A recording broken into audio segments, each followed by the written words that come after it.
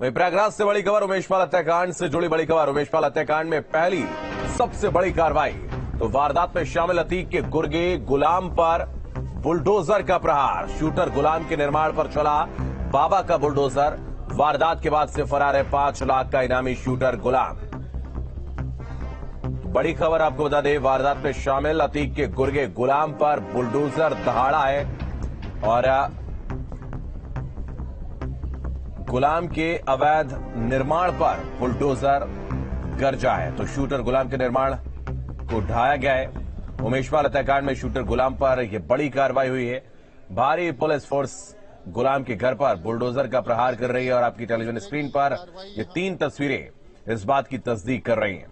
तो 3 तस्वीरें आप देख रहे हैं, गुलाम के इस अवैध निर्माण पर बुलडोजर गरज रहा है। भारी पुलिस फोर्स मौके पर तैनात है और माफिया का ये करीबी अब और भी ज्यादा मुश्किलों में फंसता हुआ नजर आ रहा है। तो अतीक के गुर्गों पर ताबड़तोड़ कार्रवाई हो रही है।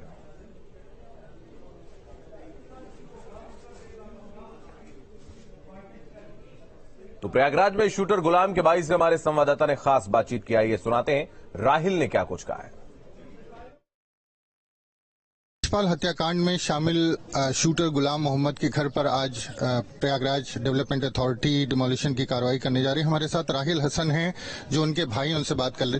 राहिल, ये खबर आपको मिली होगी, थोड़ी देर में यहाँ कार्रवाई होने जा रही, क्या कहेंगे आप? बिल्कुल, हम तो खुद समर्थक रहे हैं बुलडोजर की हमेशा की। अगर कोई आपराधिक गतिविधियां करते हैं बिल्कुल उस पर कठोर से कठोर कार्रवाई सरकार करती रही और करना भी चाहिए जो है। लेकिन आपका घर भी तो है ये बिल्कुल हम पूरे निर्दोष हैं। हम लोग को कुछ पता भी नहीं अब, लेकिन अब कार्रवाई हो रही तो उस पर हम क्या कर सकते हैं। गुलाम को आपने कभी समझाने की कोशिश नहीं? जैसा कोई ऐसी बात भी नहीं थी कभी की कोई ऐसी चीज। लेकिन हाँ, उनकी विचारधारा और मेरी विचारधारा बिल्कुल मेल नहीं खाती थी और मैं कई सालों से अलग था। बिल्कुल बात भी नहीं होती थी मेरी उनसे, तो समझाने का कोई सवाल ही नहीं होता है। लेकिन आप लोगों को भी नुकसान उठाना पड़ रहा है, आप लोग भी बेघर हो रहे हैं। क्या करी बेटो, अब हम तो हाथों जोड़ब तो न छोड़ गए हमको, न गोड़ों गिरब तो न छोड़ गए ना हमको, हम रोबो करब तो न छोड़ गए ना। नहीं बिल्कुल हम निर्दोष हैं और हम लोग को कुछ भी पता नहीं है अब लेकिन ये कार्रवाई हो रही तो उसमें हम लोग कुछ नहीं कह सकते। बस ये कहेंगे कि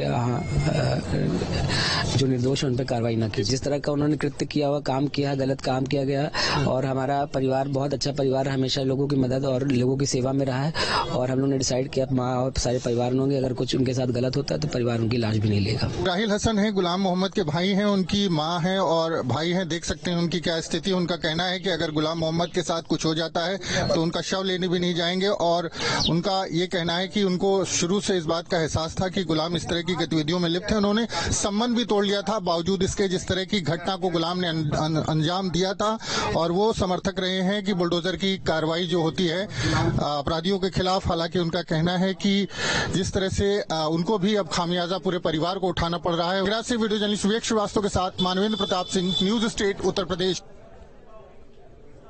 प्रयागराज में हमारे संवाददाता ने शूटर गुलाम की मां से बातचीत की। उन्होंने बताया कि उनका गुलाम से कोई वास्ता नहीं है और न ही कोई बोलचाल थी। उसके गुनाहों की सजा हमें झेलनी पड़ रही है।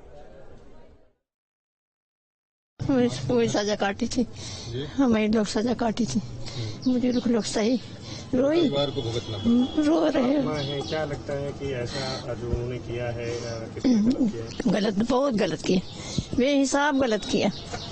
कोई जरूरत नहीं थी करने की। पहले भी कई घटनाओं में इनके नाम सामने आए, आप लोग समझाते नहीं? हाँ बेटमा, ऐसा तो ये जैसा ये गलत काम किए हैं, एक दफा और किए हैं, फिर उसके बाद माफी मांग लिए, नहीं किए जो बेच खोज के गए थे।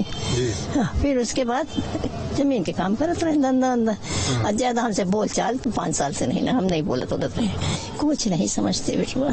आज समझा तो होते तो ये दिन का ही हम देखे। इतने बड़े से उहू पाले थे, जेके के मारा है, इतने बड़े से मुँह पाला तो तकलीफ तो उहू का है और कुछ हो तकलीफ तो बाकी गुजरी जरूर। क्या कर ये हो, इससे अच्छा रहा जैसे संगत पड़ी बर्बाद हुई। संगत का ये संगत आए कि कहूँ पकड़े नहीं, बुलाए नहीं, कुछ कहें सुने नहीं, निकल नहीं, न माई से बताए, न भाई से बताए, न केहू से बताए। कहाँ करी घटना का कहूँ को हम जानत रहे, कौनो नहीं जानत।